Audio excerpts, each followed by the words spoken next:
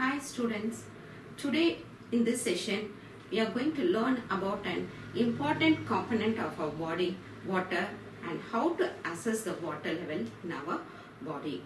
You will be able to gain knowledge about tests used for assessing the hydration status. Secondly, understand about biomarkers, complex marker and simple markers. Learn about simple tests carried out to determine dehydrated conditions. Before going into the assessment, we will look into the different definitions dealing with this chapter. First one is the euhydration. This is nothing but the state or situation of being in water balance. Hyperhydration is a state of being in positive water balance or excess of water, and hypohydration the state of being in negative water balance or water deficit. Dehydration is the process of losing water from the body, and rehydration the process of gaining body water.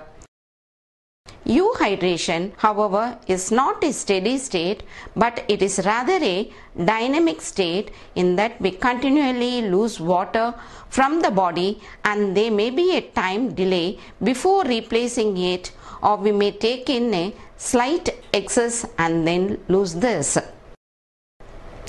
Next is the hydration. Hydration involves a point at which the body presently resides among states of euhydration, hyperhydration and dehydration. Next we will look into the definition of hyperhydration.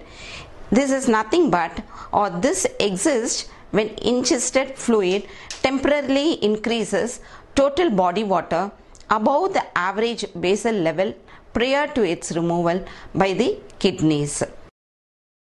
Next is the osmolality. The concentration of solution is expressed in milliosmoles of solute particles per kilogram of water. Total body water.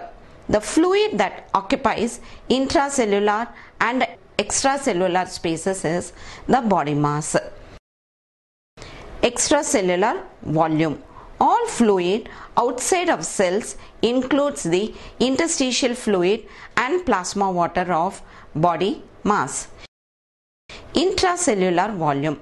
The fluid within tissue cells of body mass is the intracellular volume. Daily water needs are highly individual and depend upon body composition, size, dietary solute intake, physical activity and fitness level, and other factors such as climate, environment and disease.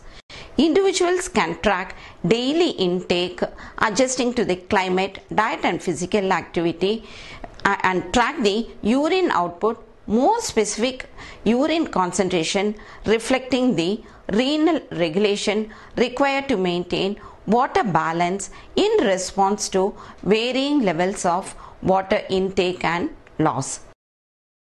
Thus, urine concentration has greater utility for the individual assessment of daily water intake, as differences in daily total water intake, sweat loss, dietary solute load and climate are all reflected in the volume and concentration of 24-hour urine. Regulation of hydration status. Only a small amount of water, that is 250 ml per day, is produced by metabolism in humans because water balance is highly dependent on dietary intakes and nutrient availability. Body water balance is usually compensated within 24 hours. Body water intake and renal water losses are controlled to achieve water balance, while sweating and expiration of regulatory vapors are not regulated. Minute changes in plasma osmolality are the main factors that stimulate the two main homeostatic mechanisms, the release of antidiuretic hormone arginine, vasopressin and thirst. Assessment techniques aim to measure one or more fluid compartments either directly or indirectly. Some of the methods attempt to compare the sizes of the individual compartments. Others rely on biomarkers estimating the concentration of the solutes found in body fluids, or attempt to assess the hydration status using the physiological signs and symptoms. This figure shows you the body fluid compartments, and that comprise about 42 liters of total body water in a human weighing 70 kg. See, when you're looking into this figure, this is divided into, or the body is divided into two compartments, the extracellular and the intracellular fluid. Intracellular fluid contains 28 liters of water, and the extracellular compartment, which has 14 liters of water, is divided into the extracellular fluid, which has 14 liters of water, comprises of the plasma, which has 3 liters, and the interstitial fluid, which has 11 liters. The water gained is through water intake in fluids and food, and the loss of water is through urine, sweat, feces, and by respiratory vapor. It is difficult to describe hydration status and hydration extremes because fluid intakes and excretion patterns of free living individuals are poorly documented, and regulation of human water balance is complex and dynamic. Hydration status has been attempted to be assessed in a variety of situations for a number of years. Earlier in 1975, Grant and Kubo divided the tests open to use in a clinical setting into 3 categories. The first one is the laboratory test, the second one objective non-invasive measurements, and third one subjective observations. The laboratory tests were measures of serum osmolality and sodium concentration, blood urea, nitrogen, hematocrit, and urine osmolality. The objective non-invasive measurements included body mass, intake and output measurements, stool number and consistency, and vital signs, for example, the temperature, heart rate, and respiratory rate. The subjective observations were skin turgor, thirst, and mucous membrane moisture. Subjective measurements are least reliable in terms of consistency of measurement between the measurers. They were the simplest, fastest, and also the most economical. The laboratory tests were deemed to be the most accurate means to assess a patient's hydration status, and there has been a large amount of research into some of these measurements, observations, and tests. The following table gives the characteristics of biomarkers and the fluid in which it is being done. For example, hydration assessment technique is all the body fluids are involved, and the stable isotope dilution, all ECF and ICF is involved. Neutron activation analysis also, everything is involved, and the body mass change, plasma osmolality, they are done in ECF, and plasma volume change is done in blood. And in excreted urine, the urine osmolality, urine specific gravity, urine conductivity, urine color, and 24-hour urine volume are all being carried out. And in saliva, salivary flow rate osmolality and total protein has been carried out. Now we will look into the complex marker test. Fluid intake surveys provide qualitative data, whereas water balance studies and biochemical assessments offer quantitative support for the adequacy of reported intakes.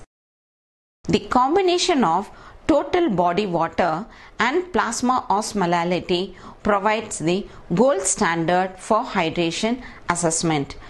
Now, the total body water measurement. The process of measuring water balance by collecting input and output data has been modernized by estimating the total body water, which entails measuring the dilution of trace amounts of an isotope. Usually deuterium oxide is used. A known volume and concentration of isotope is taken into the body, and a new concentration of the isotope is later determined in a sample of body fluid. That is, the body fluid can be either blood, saliva or anything else, after the tracer has become distributed equally throughout the body fluids.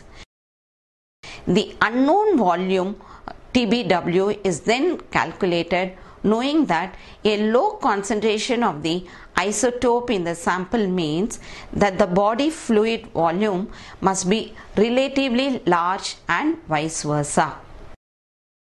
Next is the plasma osmolality. Excessive sweat losses, if not replaced, reduce body water volume.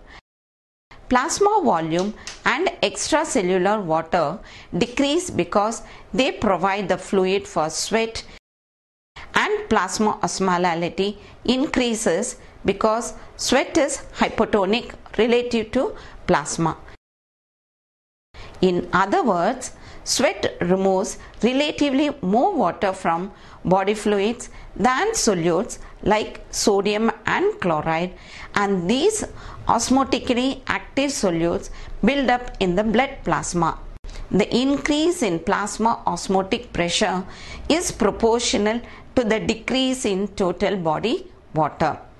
These gold standards of hydration assessment are good for sports science, medicine, or for establishing reference criteria, but because they require considerable methodological control and expensive, and they require analytical expertise, they are not of practical use for monitoring day-to-day hydration status during training or competition. Next, we will look into the simple markers. Hydration status afford athletes or coach the ability to monitor daily fluid balance. Relatively inexpensive and easy to use commercial instruments are available for assessing urine specific gravity and conductivity, which is an osmolality equivalent. A urine color chart is also available for this. Next, we will look into the urine concentration. Urine analysis is a frequently used clinical measure to distinguish between normal and pathological conditions. Urinary markers for dehydration include a reduced urine volume and a high urine specific gravity, a high urine osmolality, and a dark urine color.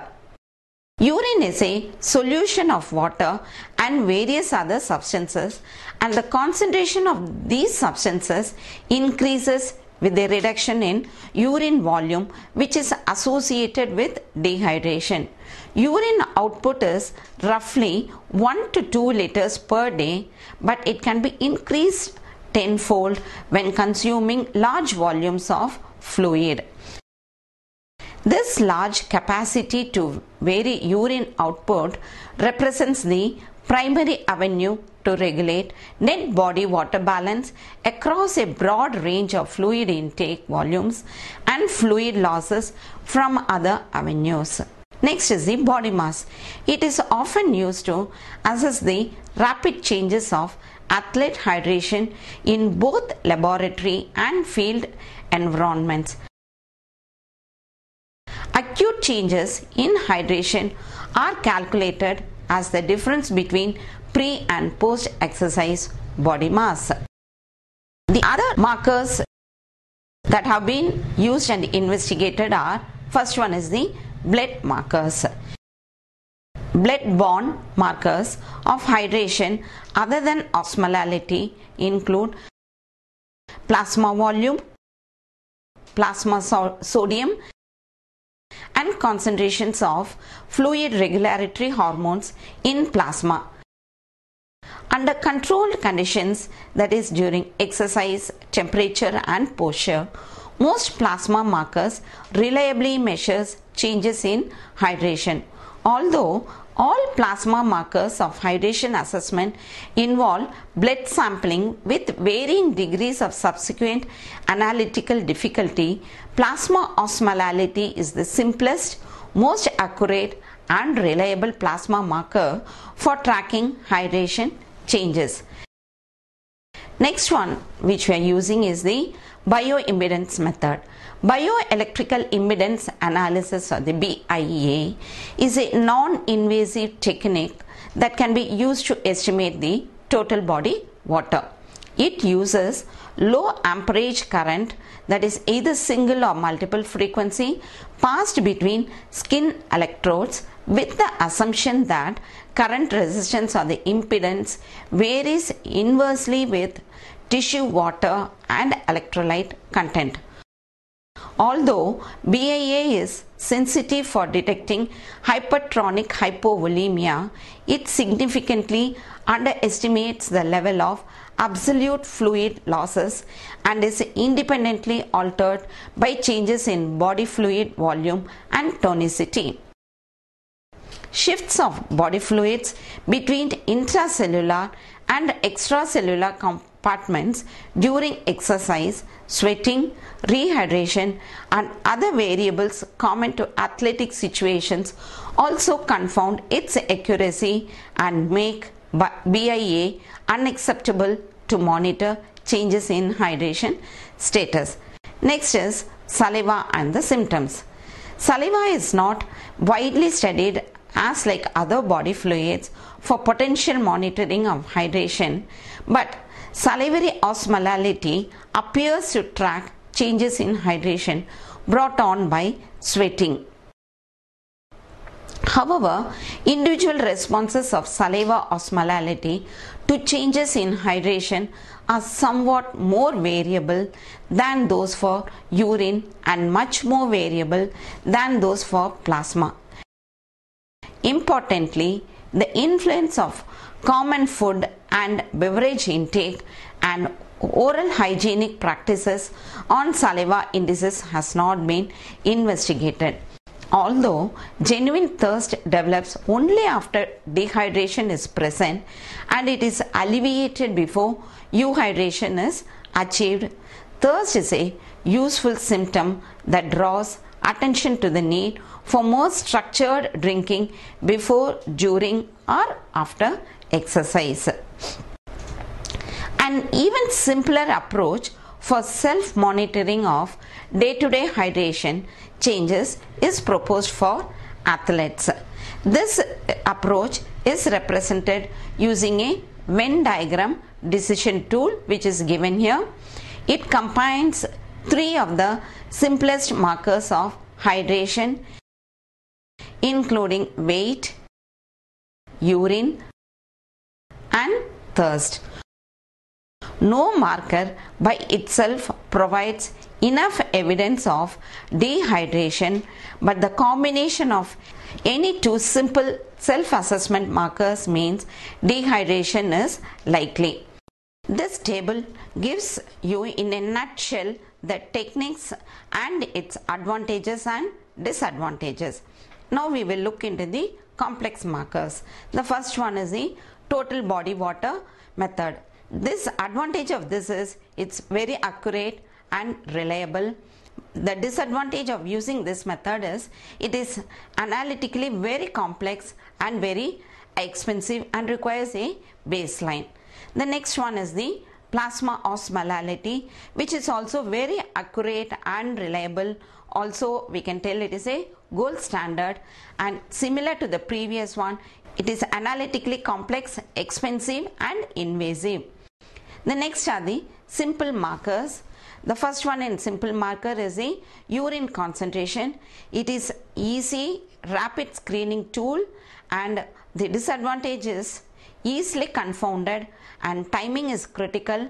Frequency and color is subjective. The body mass is advantage of using this method is it is very easy, rapid screening tool, and again the disadvantage is it is confounded over time by changes in body composition. The other markers used is in blood is the plasma volume, plasma sodium, fluid balance. These have nothing very much special advantages over osmolality except the hyponatremia detection, which is used for plasma sodium, and the disadvantage is analytically it is very complex, expensive, invasive, and with multiple confounders. The next one is the bio-impedance measurement. It is easy and rapid, but it requires a baseline and has multiple confounders. The next is the saliva, where again the advantage is it is easy and rapid, but the disadvantage is it is highly variable, it is immature marker with multiple confounders.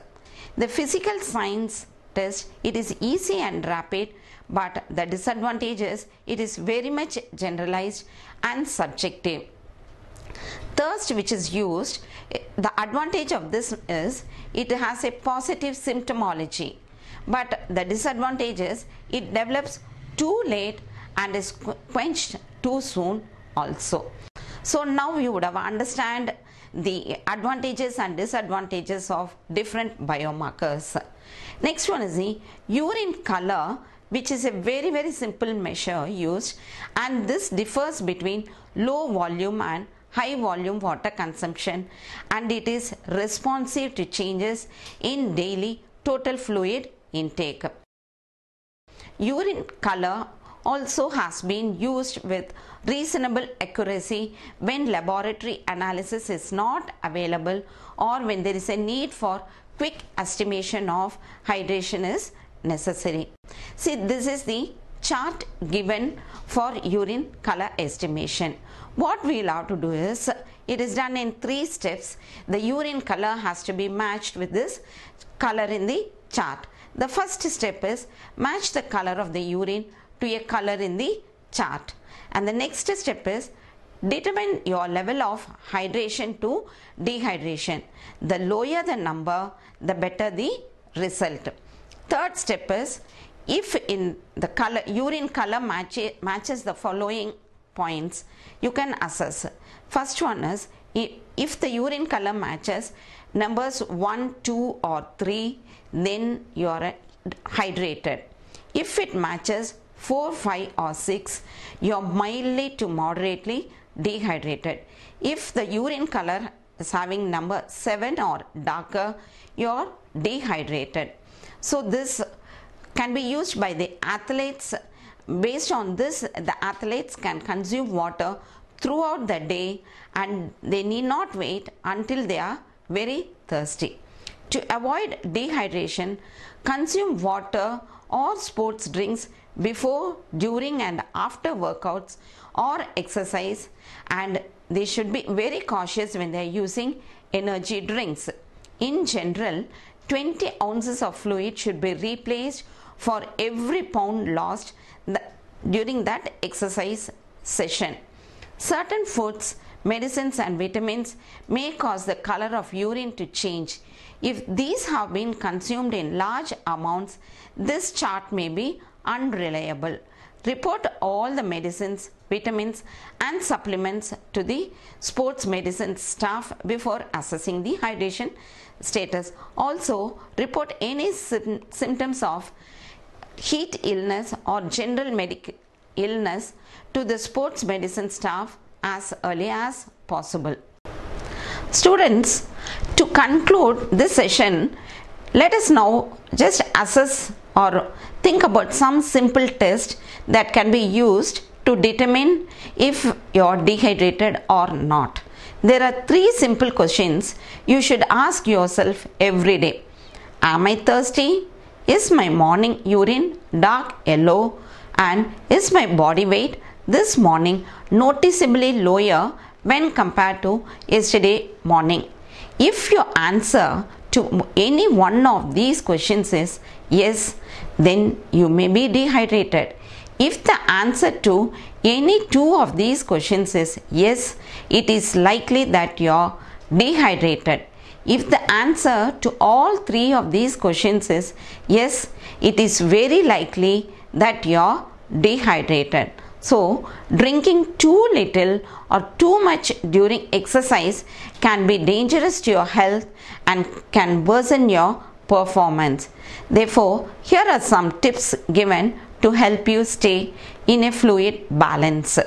First one is, determine how much fluid you lose or gain during training or competition and use a chart to record your nude body weight to the nearest pound before and after your workouts. If you lose more than 1% of your body weight, you drank too little during exercise. If you have gained weight, then you have drank too much of water. If you regularly lose more than 1% of your body weight, then try to drink more during and after exercise to keep your body weight stable. Students, remember, it can be dangerous to gain weight during exercise by drinking too much. Thank you.